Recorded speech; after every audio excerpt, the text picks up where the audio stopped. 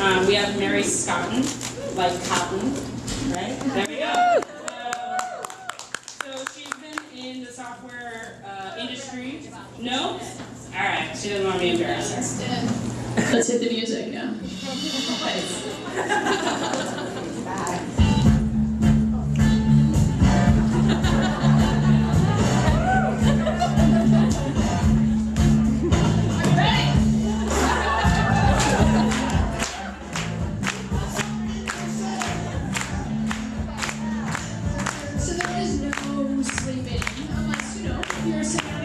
Next to someone who's kind of cute. But we're going to try to keep it lively.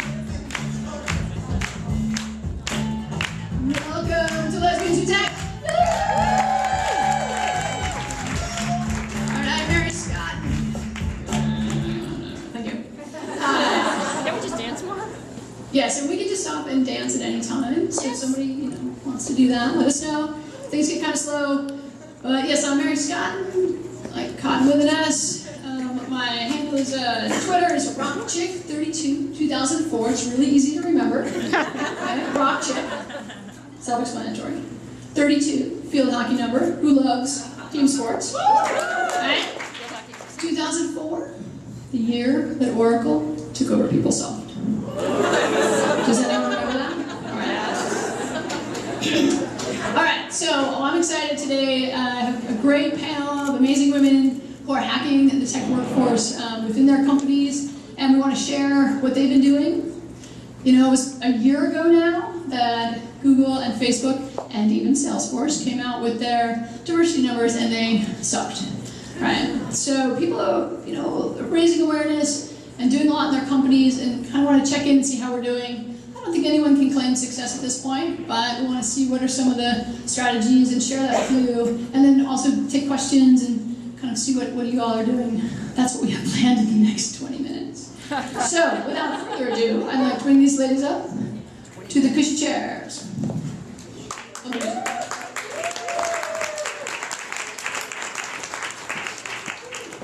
All right, so we're going to get comfortable. You can get comfortable too if you want. So, first, to my immediate left, we have Ayori Selassie. Hello, Ayori! Ayori and I go way back at Salesforce, and she's an Oakland native. She describes herself as a mother, entrepreneur, and tech professional. She likes to throw in that she's been working in the tech sector for 16 years. Can you guess why that is? Started when she was 4. There we go. And I like to hide that I've been working in the tech sector for 25 years, but that's all right. Ayori is a senior solution engineer at Salesforce, working directly with our customers, but the other stuff that she does is amazing. So I want to just hit down on that a little bit. She's the one of the founders and the president of Bold Force, which is an affinity group at Salesforce supporting people of African descent. She's also organized the first ever hackathon on black male achievement. Started a week in Oakland, which I attended. It was amazing. In Impact Hub, Oakland. Anyone? Is anyone here from Oakland? Does anyone hella love Oakland? All right. And then Ayori also produced and designed Sid's Day of Discovery, a science education tablet video game for preschoolers, which I didn't know until the other day. And there's some other things we'll talk about in a minute. Let's get on to Kelli. Kelli, can we just leave this panel right now? We don't need to what? I'm sorry, was that Lisa Lee, the founder of the Asian American Pacific Islander Employee Resource Group at Facebook. Now this is something I've never been on, is the list of the Angry Asian Man's list of 30 most influential Asian Americans under 30. I tried to get on it, but I am not under 30.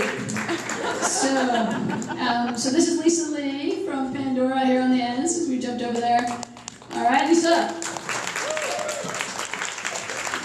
So we love Pandora. I listen to Pandora all the time. That's pretty much how I do my work. I work at home. I have Missy Elliott on my station right now. Let's not talk about that. Lisa is a graduate of UC Berkeley and also served on the board of Asian Americans for Civil Rights and Equity. So, you know, it's fun. There's a whole bunch of other stuff that I took out too. You can read her bio on the list. And then what about Kelli works at a company called GitHub. Does anybody here use GitHub? Does anybody here want to start working at GitHub right now? I saw people playing ping pong and pool. It's just beautiful hair. So Kelli's the Vice President of Human Resources, so probably again is related to hiring, just saying. And she leads a team responsible for enabling this rapidly growing company to scale effectively.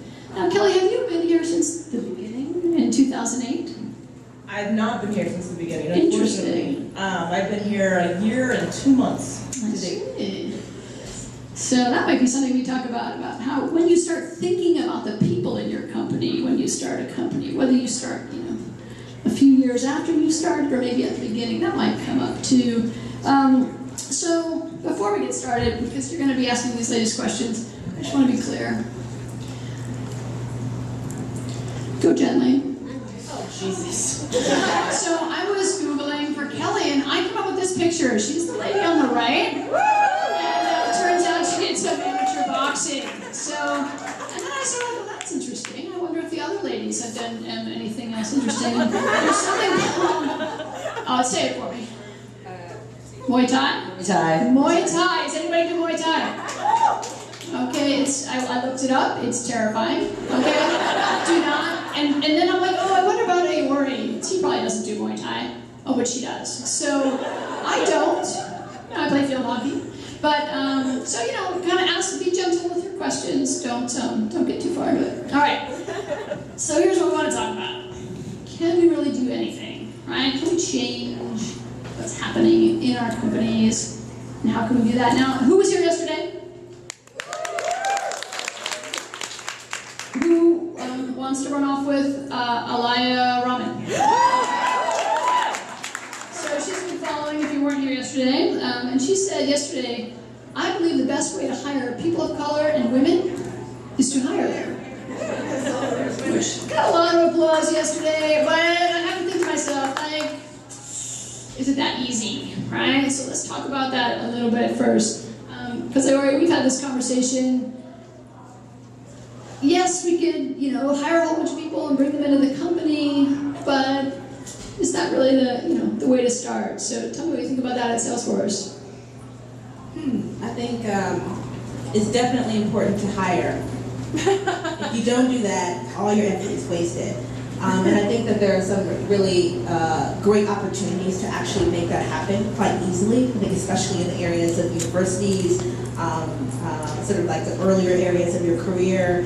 I've seen some people do some really awesome things in terms of like having an incubator inside of your company, wherein folks might come in, maybe the entry bar is not as difficult, but if you prove yourself while you're in that incubator, then you get to stay on and you find employment within that company. So I think that we need to think a little bit more differently about how we hire, and I think that then we can actually hire them.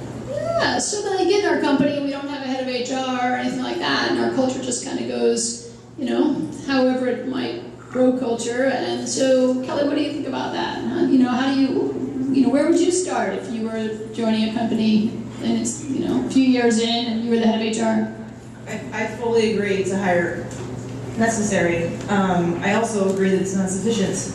So I will say over the past 7 months, the work we've been doing and continue to do is just look in the mirror, start internal, figure out what's going on, figure out what's going well, figure out what's not, figure out what's unknown. I mean, the thing I've learned is that we're all learning. I don't care if you're an executive or a CEO or HR or an engineer. I mean, we're all learning. And I'm loving it because we're doing that together here. As you guys know, we're big on open source. If you use the product, we work openly inside the company just as we do outside.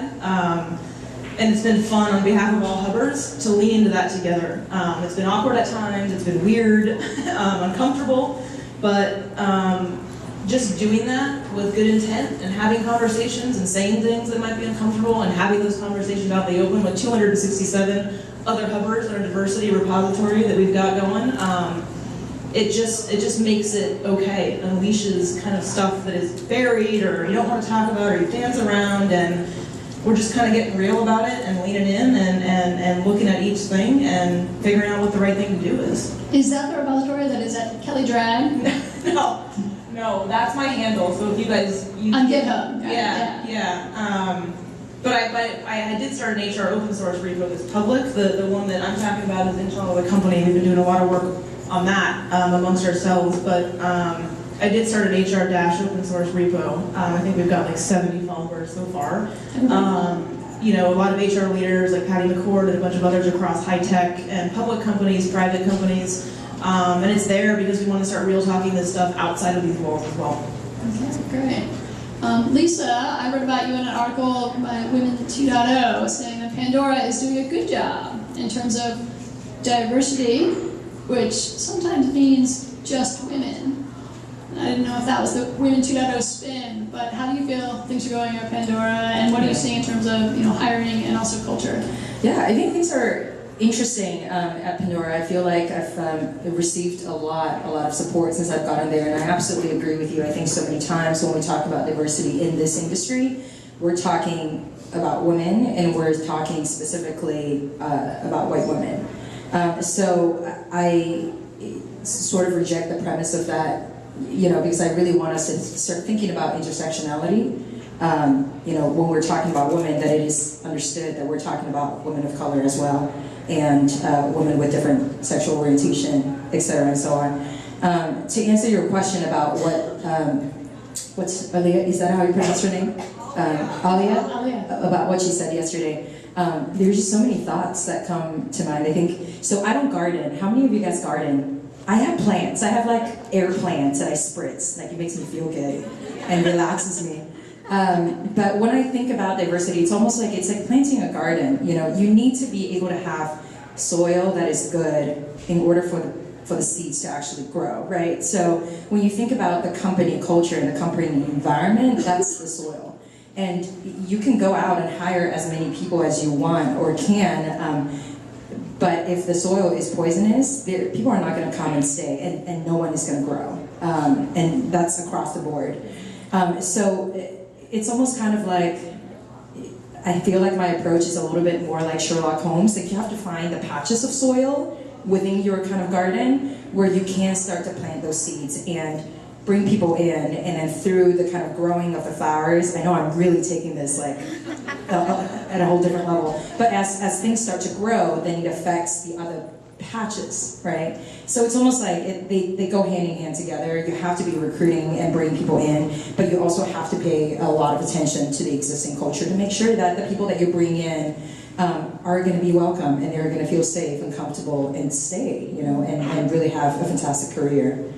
Great. And with those patches and those gardens, is that are those formal employee affinity groups, or when you're doing your research, how do those people self-organize? Yeah, I think it's funny when we think about employee affinity groups, because so often these affinity groups are getting together to talk about how do we kind of combat is kind of a very overdramatic word, but like how do we protect our group and provide a safe space for us to be able to talk about issues that are going on, and how do we learn from each other to be able to address our peers who might not be as understanding, or will say very ignorant things sometimes, have very different kind of perspectives, right? And although I think that is very important, I think that is just one step. We have to be able to engage the rest of the population, right? If African Americans are 3% of your company, how do you engage that 97% of everybody else to make sure that your affinity groups are not the only ones that are kind of getting together and talking about how it is that we're going to tackle the 97%. Yeah. So it is both. It's, looking at the soil is, I feel like affinity groups is a very small part of that. Those are very important. But what are the company-wide initiatives? And this is where your senior execs getting to the picture. This is where like company-wide diversity efforts, engaging people in conversations that they're normally not used to, is really crucial. Right. And Kelli, it sounds like that's what you've been doing here at GitHub. Yeah, I totally agree with the garden analogy, although I don't, no one wants to be a You box. You're a garden. No, nobody has a garden. And someone asked me kind of, what are you guys doing? Are you hiring more? Are you moving the numbers? Are you moving those metrics that you can publish and declare victory? I'm like, that's fucking bullshit. No, we're not doing that. I think that's fake and that's cheating. And I don't think that you can really get there and build the right soil and the right foundations without doing the hard work first. We're doing both. I mean, I'm stoked that we just hired 2 female director level engineering and VP, and that's fantastic, because I think that's nothing different mindsets. It's going to help kind of that melting pot of mindset and approach and communication, but it's been kind of fun doing the hard work, and when we're 1,200 people one day, or whatever we end up being here, we really want that foundation to be solid, so it's not a house of cards. And do you have executive sponsorship for the programs? And you talk about it openly in terms of like all hand meetings and that type of thing, or is it happening kind of in these small groups? No, I mean, we talk openly with all 267 of us in these repos. We talk about it with Chris, our CEO, is really big on this.